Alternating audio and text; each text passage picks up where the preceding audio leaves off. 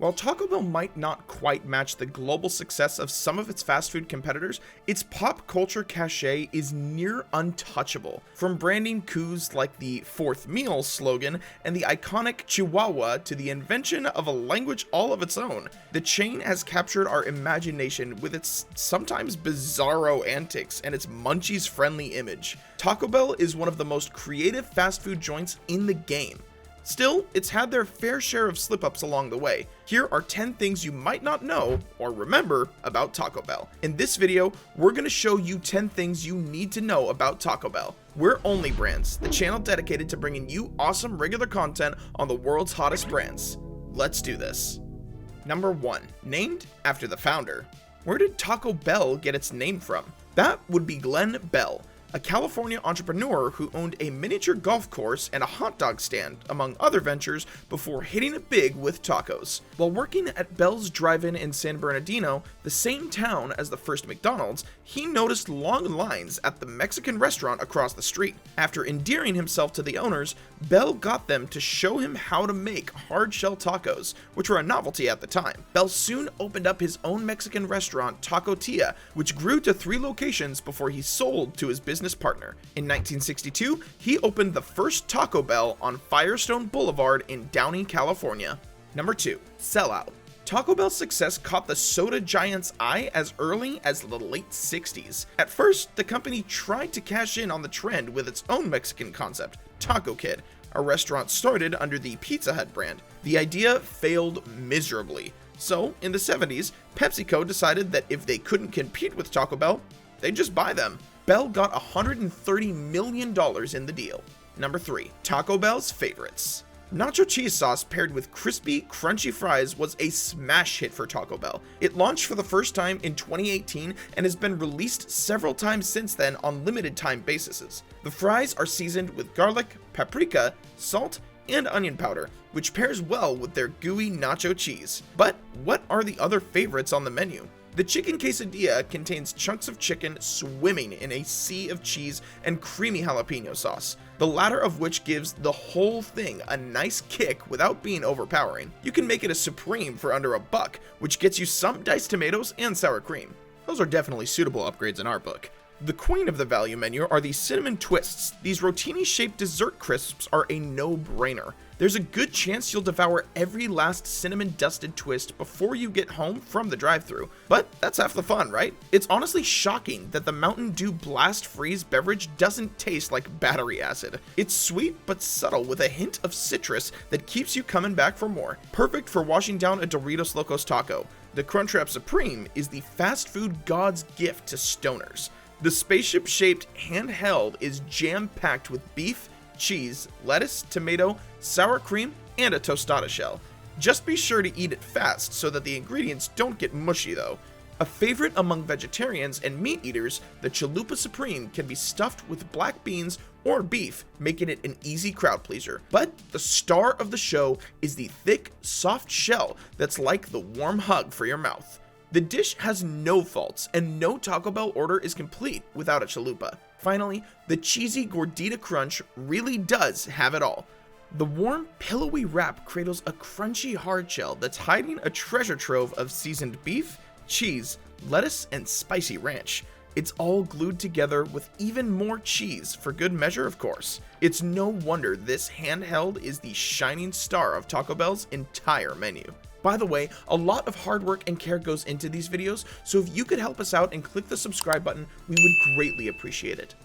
Number 4. What about Miss Piggy? Within 2 years, Taco Bell had expanded to 8 locations. That's when Bell decided to take what was fairly a novel step at the time and begin selling to franchisees who were also willing to bet on the success of Mexican-American cuisine. First up, Kermit Becky, a former LAPD officer who opened up a Taco Bell in Torrance. Taco Bell has more than 350 franchise organizations operating over 7,000 restaurants that serve more than 40 million customers each week in the US. Internationally, the brand is growing with nearly 500 restaurants across almost 30 countries across the globe. Miss Piggy hasn't signed up yet though.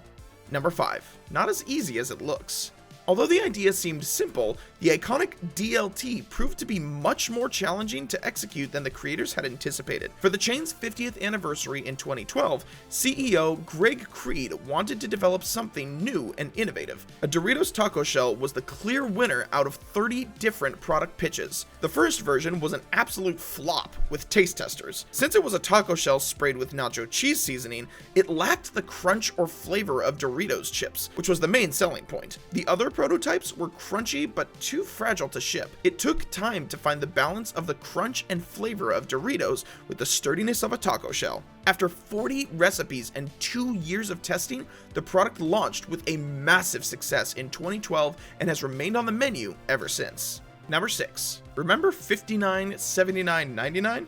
By the early 90s, Taco Bell had streamlined its operations to the point where it could offer dirt cheap prices on all its menu items. Enter the $59.79.99 value promotion, which offered everything from tacos to nachos to cinnamon twists at one of those 3 price points. Started in 1991, the campaign was heavily promoted through TV and radio advertising and put serious pressure on Taco Bell's hamburger-slinging competitors. Sales increased 60% that year, and Harvard Business Review named Taco Bell the top-performing fast food company in the nation. Number 7. The Taco Bell Chihuahua.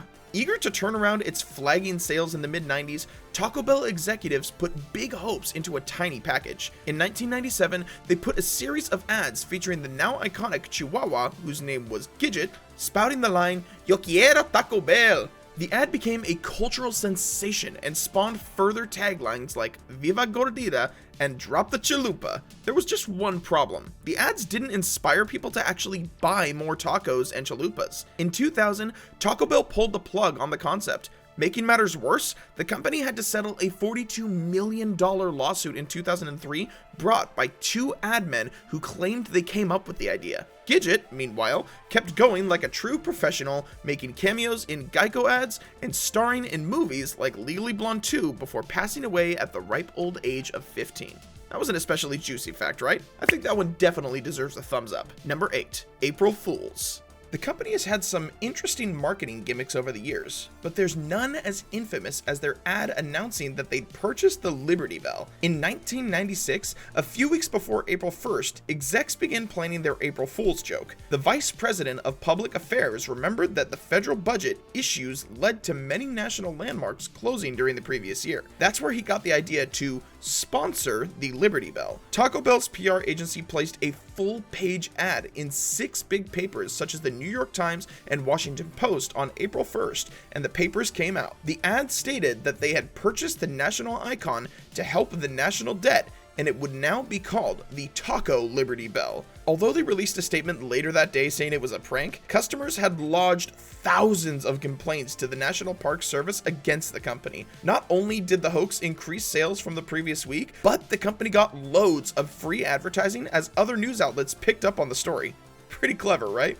Number 9. More marketing ploys. The chain managed to convince the legendary musician to participate in an advertisement in the 90s. The fact that Willie was in major debt, to the tune of $16.7 million, probably helped. Not only was the ad and its accompanying song completely epic, but it also inspired someone as Texas Monthly to pen a paper with perhaps the best title of all time: Deconstructing Willie, Carnality, Castration Anxiety, and Jouissance in Willie Nelson's Taco Bell commercial. Moving on, in the early 90s, film Demolition Man, starring Sylvester Stallone and Wesley Snipes, Taco Bell is the only fast food chain to survive in a futuristic world where franchises have been at war. In the film, it's depicted as a fine dining establishment with valet parking and a full-on dance floor, something we not so secretly wish would happen in real life. The futuristic purple and pink Taco Bell logo in the film also inspired the chain's one and only logo change in its entire existence. In the European version of the film, Taco Bell was replaced by Pizza Hut since it didn't have any locations on the continent. Finally,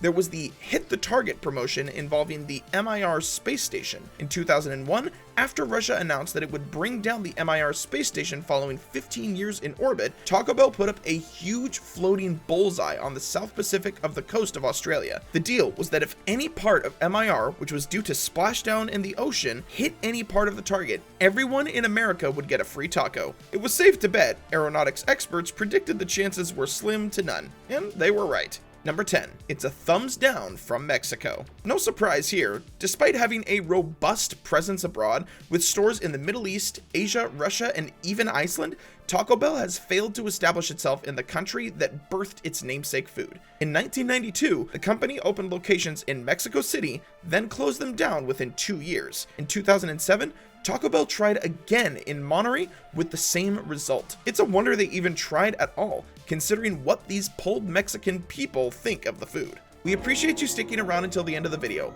but why stop now? Click these videos for more awesome content.